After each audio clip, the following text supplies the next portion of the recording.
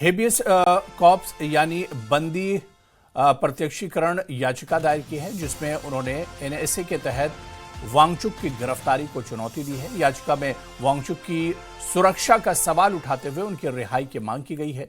सोनम वांगचुक को 24 सितंबर को लेह में हिंसा भड़काने के आरोप में एनएसए के तहत गिरफ्तार किया गया है। हिंसा में 4 लोगों की मौत हो गई थी। 26 सितंबर को गिरफ्तारी के बाद सोनम वांगचुक को राजस्थान की जोधपुर जेल में रखा गया है। तो आज सुप्रीम कोर्ट में सुनवाई होगी और सोनम वांगचुक पर 24 सितंबर को लेह में हिंसा भड़काने का आरोप है। लेह हिंसा में 4 लोगों की मौत हुई थी।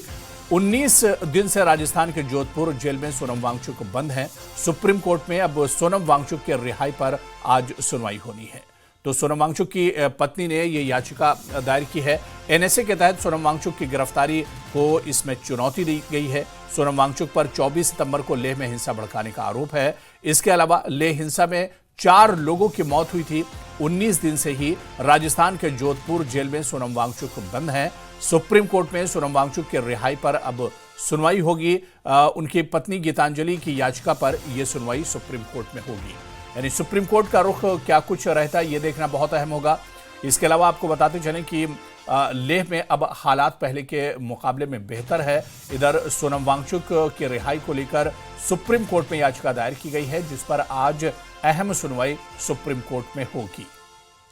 तो बड़ा सवाल यही, क्योंकि सोनम वांगचुक की पत्नी ने यह याचिका दायर की है। आपको बताते चलें कि एनएसए के तहत सोनम वांगचुक की गिरफ्तारी हुई है और राजस्थान के जेल में पिछले 19 दिनों से वो बंद है। सोनम वांगचुक की पत्नी गीतांजलि ने सुप्रीम कोर्ट का दरवाजा खटखटाया है और उन्होंने सोनम वांगचुक की रिहाई की दरख्वास्त की है।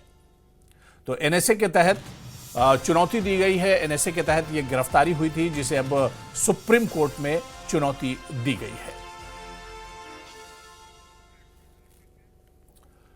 आगे बढ़ेंगे। जम्मू कश्मीर राज्यसभा के चुनाव के रण में बीजेपी के उम्मीदवारों ने नॉमिनेशन दाखिल कर दिया है। बीजेपी के तीनों उम्मीदवारों ने श्रीनगर सचिवालय पहुंचकर अपना नॉमिनेशन भरा है। बीजेपी ने सत शर्मा, राकेश महाजन, अली मोहम्मद मीर को मैदान में उतारा है। नॉमिनेशन से पहले बीजेपी की तरफ से जम्मू कश्मीर में शक्ति प्रदर्शन किया गया, जिसमें बीजेपी विधायक समेत बीजेपी के बड़े नेता भी पहुंचे। केंद्रीय मंत्री डॉक्टर जितेंद्र सिंह भी इस नॉमिनेशन प्रोसेस में शामिल हुए। तो ये कल की तस्वीरें जो हम आपको दिखा रहे हैं, और अब जिस तरह से नॉमिनेशन दाखिल किया गया है बीजेपी के उम्मीदवारों का, इसके बाद से गहमा गहमी और ज्यादा बढ़ गई है। बीजेपी के तीनों उम्मीदवारों का नॉमिनेशन हुआ है। राज्यसभा चुनाव के लिए नॉमिनेशन बीजेपी की तरफ से मुकम्मल हो गया। बीजेपी ने 3 उम्मीदवार मैदान में उतारे हैं।